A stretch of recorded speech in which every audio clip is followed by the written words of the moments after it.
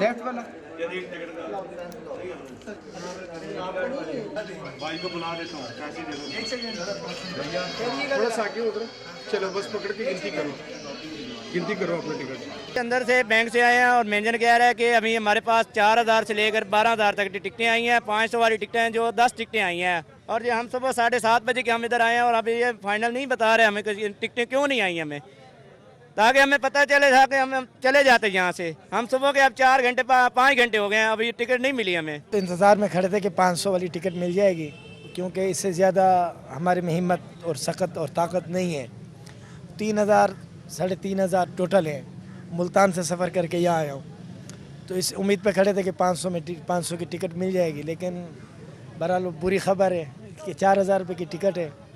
देखें अब क्या होता है। कह रहे हैं कि 10 टिकटें तो हैं 500 की। 5 बजे का आया हूँ, मेलसी से आया हूँ मैं, तो 500 की टिकट बताया गया था भाई। 10,000 टिकट 500 की आनी है, तो इधर कह रहे हैं 10 टिकटें आई हैं सिर्फ। तो बाकी भाई इधर हमारी ब्रांच में नहीं आई। हम सुबह से लाइन में लगे हुए हैं, रश भी बहुत है, तो ये बहुत धोखा कर रहे हैं हमारे साथ। सुबह से हमें इधर रुके हुए हैं लाइन में, तो ये बहुत धोखा हो रहा है हमारे साथ। 500 वाली टिकट हमने लेनी है, तो ये 10,000 8,000 और 12,000 वाली कह रहे हैं टिकटें मिलेंगी इधर से।